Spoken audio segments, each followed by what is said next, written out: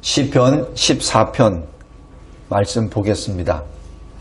여기 1절에 보면 어리석은 자라고 나옵니다. 이 시대에 예수를 믿는 자들은 많이 있습니다.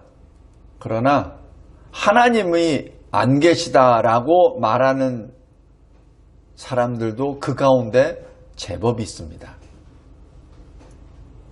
제가 이런 말씀 드리면은 어떻게 그럴 수 있냐고 그러죠. 근데 그렇습니다. 저도 몇몇 청년들하고 학생들하고 만날 기회가 있었을 때 목회자 아들이에요. 선교사 아들입니다. 그런데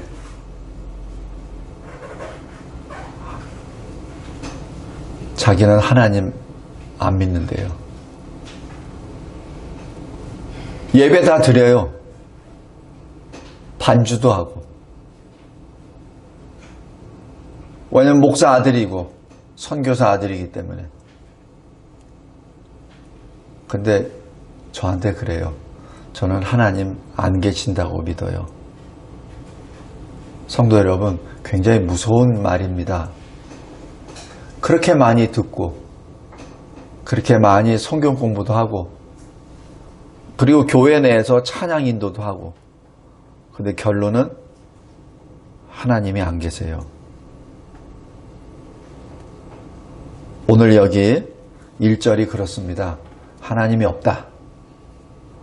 오늘 여기서 주제 하나, 실천적 불신자. 입으로는 얼마든지 얘기합니다. 예수로 구원을 받고 전도도 해요. 설명도 합니다. 그런데 막상 딱 너는 하나님 안 믿어요. 그리고 본인이 바로 얘기해요. 나는 무신론자입니다. 성도 여러분, 제가 어느 때 선교사 자녀들하고 같이 캠핑을 하면서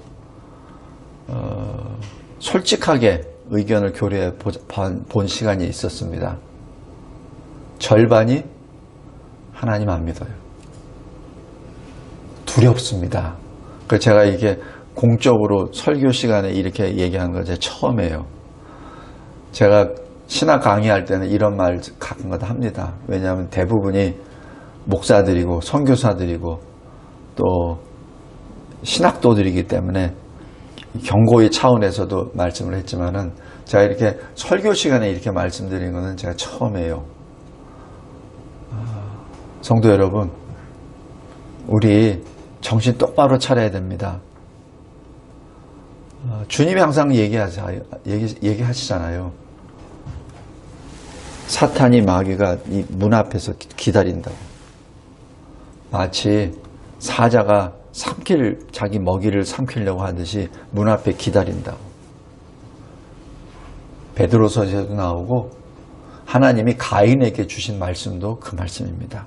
자기 동생 아벨을 쳐 죽이고 난 다음 오리발 내밀 때 하나님이 가인에게 주신 말씀이에요. 오늘 여기 14편 1절 어리석은 자, 하나님이 없도다 하더라 라고 얘기하는 것은 지금 이 불신자에게 얘기하는 거 아닙니다. 이 시편은 누가 읽죠?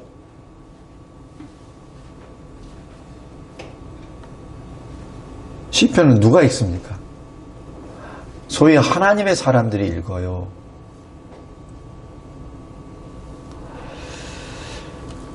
실천적 불신자. 실천적으로 입으로는 하나님을 말하는데 손과 발로는 세상 사람과 똑같이 삽니다. 거기에 대한 아주 증거가 이 시대에 나타납니다. 코로나 때문에, 내가 살아야 되기 때문에, 내가 직장에서 쫓겨나지 말아야 되기 때문에 나는 예배를 드릴 수 없습니다. 그래놓고 거짓 신학자들은 아니야, 이것도 예배야.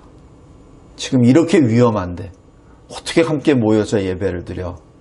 이것도 예배야 하면서 클릭 핸드폰으로 손가락을 똑똑 움직이면서 거기서 나오는 그 설교와 예배 현황을 보고 그리고 그거를 만족하고 은혜 받았다고 착각합니다.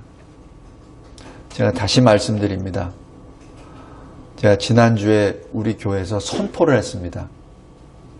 그것은 거짓 예배라고. 근데 제가 계속해서 이 주제는 계속 말씀을 드리려고 합니다. 왜냐하면 깨어나야 되니까. 일어나야 되니까. 죽은 자가 일어나야 되니까.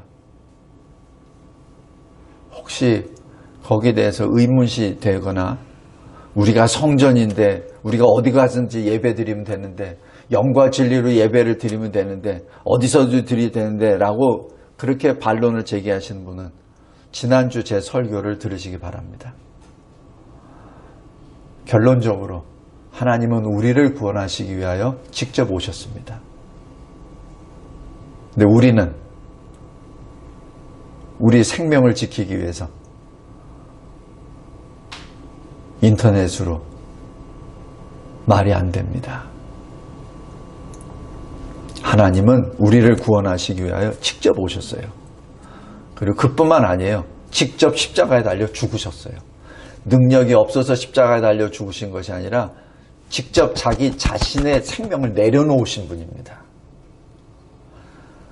시내산에 하나님께서 직접 강림하셨어요. 이스라엘 백성들에게 말씀으로, 구름으로, 큰 우렁찬 나팔 소리 같은 소리로.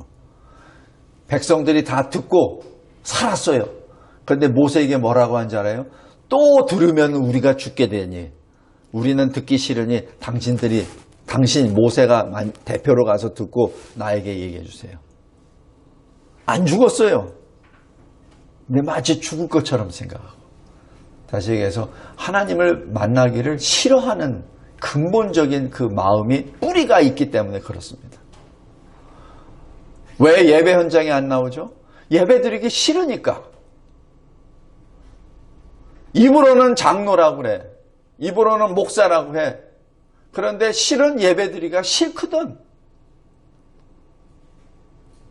예배드리기가 싫거든. 그러니까 자기만 실족당하는 것이 아니라 다른 사람들까지 같이 몰아서 그 미혹의 길로 들어가 버립니다. 실천적 불신자들. 이 시대에 많이 있습니다. 그 대표적인 것이 교회 내에 있는 소위 신학자라고 하며 목사라고 하면서 공산주의, 사회주의를 찬양하는 사람들 대표적인 예입니다. 실천적 불신자입니다. 어떻게 하나님을 대적하고 교회를 없애는 공산주의자들, 사회주의자들을 보고 어떻게 하나님을 믿는다고 합니까? 두 번째 실천적 불신자들, 종교 통합주의자들, 이 나라에 있는 WCC를 지지하는 그 많은 목회자들, 신학자들입니다. 제가 성도들이라고는 제가 얘기하고 싶지 않아요. 거짓말하는 자들입니다. 예수님이 분명히 말씀하셨어요. 내가 그 길이요, 그 진리요, 그 생명이니라고 하셨습니다. 오직 예수만이 생명이라고 하셨어요. 그런데 어찌하여 다른 종교와 혼합을 하고 포용하고 이것이 좋대라고 얘기하면서 넓은 마음으로 다른 종교들을 통합해서 마치 세계 올림픽을 하는 것처럼 그렇게 비유를 하며 하나님을 조롱합니까? 세 번째 실천적 불신자, 동성애주의자들입니다. 하나님께서 우리를 하나님의 형상으로 지으시고 충만하라, 생육하고 충만하라, 온 땅에 다스리라라고 하시는 그 말씀에 가장 근본적인 핵심이 뭡니까? 남자와 여자를 따로 창조하시고 남자와 여자를 인도하셔서 한 가정으로 이루고 그 남자와 여자를 통해서 자녀를 낳고 그것이 생육하고 번성하고 땅끝까지 충만하라는 하나님의 명령인데 어떻게 남자가 남자를 여자가 여자를 하는 그것을 좋다고 거기에 가표를 던진단 말입니까? 어찌 그 분명한 그 역사 가운데 분명한 진리 앞에 어느 목사처럼 연구 좀 해봐야 되겠습니다. 우리 교회 연구회를 조직을 해서 그것이 진짜 맞는지 안 맞는지 연구를 해서 말씀드리겠습니다. 라는 유명한 목사가 있습니다. 실천적 불신자입니다. 왜 대한민국이 이렇게 공산당에 의해서 이렇게 이 나라가 지리멸렬 분열되고 이 나라가 곤두박질 치는지 아십니까? 실천적 불신자들이 교회의 권위를 가지고 교회를 이 짐승의 권세자의 굴종을 시켜버렸기 때문에 그 흑암 세력에 지하 세력이 있었던 그 공산당들이 일어나서 이 땅을 지금 다스리고 있기 때문에 그렇습니다.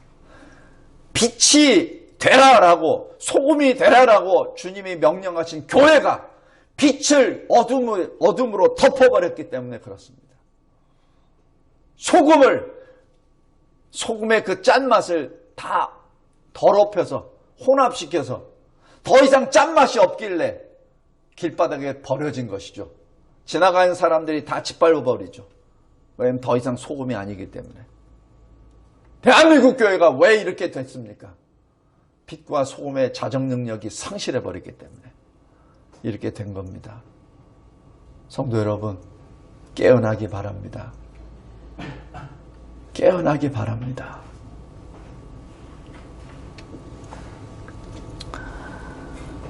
여기 2절부터 6절까지 두 번째 주제. 그러면 하나님은 어디 계십니까? 하나님은 무엇을 하십니까? 하나님은 살아계십니다. 그리고 하나님은 하늘에서 우리 인생을 굽어 살피십니다. 여기서 인생이라고 표현하는 히브리어 원어를 보면은 아담의 아들들 이렇게 표현됩니다. 직역을 하면 아담은 사람이라고 번역할 수 있습니다. 사람의 자녀들, 바로 우리들입니다. 우리들의 모든 것을 지금 굽어 살피십니다. 하나님은 살아계십니다. 실천적 불신자처럼 마치 하나님이 안 계시는 것처럼 착각을 하거나 그래서는 결코 안 됩니다. 하나님은 살아계십니다. 그리고 그 살아계신 하나님이 우리를 보고 계십니다. 그 보고 계시는 하나님의 눈앞에서 어찌 감히 그 진리를 대적할 수 있단 말입니까? 어찌 감히 거짓말로 하나님을 능욕할 수 있단 말입니까? 하나님은 결코 업신여김을 당하시는 분이 아닙니다. 그리고 그 하나님은 2절에 하나님을 찾는 자를 찾으십니다. 노아 시대에 하나님을 찾는 자가 몇 명 있었습니까? 8명. 아합 시대에 하나님을 찾는 자가 몇 명 있었습니까? 엘리야 선지자가 말하죠. 로뎀 나무 밑에서 하나님 이제 저를 데려가 주세요. 이제 저밖에 남은 자가 없습니다. 하나님이 말씀하시죠. 바알에 무릎 꿇지 아니하는 7,000명이 있다. 성도 여러분, 이 시대에 7,000명이 있습니다. 7,000명은 숫자의 7,000명도 될 수 있지만 상징적인 의미가 있습니다. 7은 완전수입니다. 10도 숫자의 충만의 완전수죠. 3도 완전수입니다. 10의 3승이 1000이죠. 바로 7 곱하기 10의 3승 완전수입니다. 하나님이 구원하시기로 작정하신 그 백성들은 이 땅에 있습니다. 그래서 하나님이 이 땅을 노아의 홍수처럼 쓸어버리지 아니하시고 지금 보류하고 계십니다. 마지막 때입니다. 마지막 때입니다. 깨어있기 바랍니다. 하나님은 찾으십니다. 하나님을 찾는 자를 찾으십니다. 하나님께 진정으로 영과 진리로 예배드려서 하나님의 그 영광 앞에 나오는 자를 찾으십니다. 인터넷으로 뚝딱뚝딱 하면서 저 휴양지에서 뚝딱뚝딱 소파 누워서 뚝딱뚝딱. 그러면서 은혜 받았다고 뚝딱뚝딱. 아닙니다. 하나님은 업신여김을 당하시는 하나님이 결코 아닙니다. 5절에 하나님은 어디 계십니까? 의인의 무리에 계십니다. 여기 세대라고 표현하는 것은 시간적인 개념도 되지만 그러나 공간적인 개념도 됩니다. 의인의 시대, 의인의 무리 안에 주님이 계십니다. 실천적 불신자에게는 안 계십니다. 왜? 그것은 이미 하나님 밖에 있기 때문에.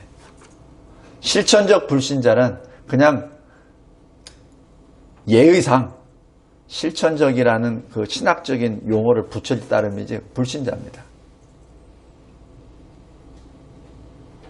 목사지만 불신자입니다. 신학자지만 불신자입니다.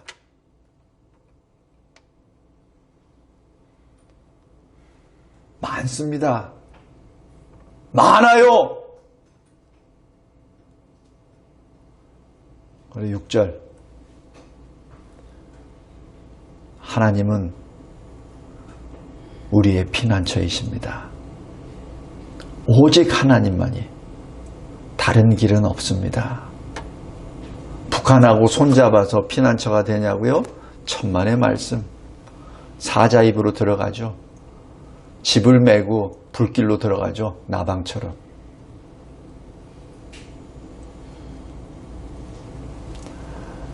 세 번째, 하나님의 구원을 받은 참 백성은 즐거워합니다. 기뻐합니다. 언제? 포로된 곳에서 주님이 나를 돌이키실 때. 야곱이 즐거워하고 이스라엘이 즐거워합니다. 야곱은 누구였죠? 야복강 나루터에서 주님과 씨름할 때 그 전까지, 씨름하는 그때까지 야곱이었죠. 자기 생각이 먼저가 앞서간 야곱이었습니다. 그러나 주님을 씨름 중에 만나고 주님의 얼굴을 배운 다음에 변화가 됐죠. 하나님 중심으로 이스라엘입니다.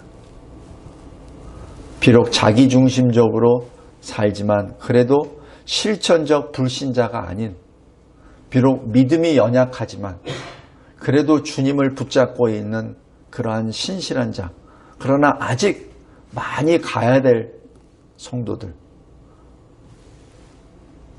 그리고 오직 하나님만을 위하여 살겠다고 순교의 길을 걸어가는 많은 의의 무리들, 야곱도 그렇고 이스라엘도 그렇고 하나님의 역사를 즐거워하고 기뻐합니다. 말씀을 맺겠습니다. 두렵습니다. 전하는 저도 두렵습니다. 저도 두렵습니다. 저도 무섭습니다. 저도 좋은 말, 기쁜 말 전하고 싶어요. 그런데 이 시대를 살면서 왜 예레미야가 그렇게 민족의 배반자라는 소리를 들으면서도 말할 수밖에 없었던 예레미야의 심정을, 그의 눈물을 조금 이해할 것 같습니다. 몸을 파는 여자를 자기 아내로 맞이하고 그를 통해서 난 아이들의 이름을 내 백성이 아니라 라는 저주의 이름을 붙일 수밖에 없었던 호세아의 그 심정을 조금은 이해할 수 있을 것 같습니다. 성도 여러분, 이 시대를 살아가면서 분별하시기 바랍니다. 분별의 기준은 하나님의 말씀입니다. 어떤 유명한 목사의, 유명한 신학자의 주장이 아니라 하나님의 말씀입니다. 그 말씀이 기준하여 이것은 거짓이다 그러면 분연히 일어나 나오십시오. 요한계시록 18장에 있는 말씀처럼 내 백성아!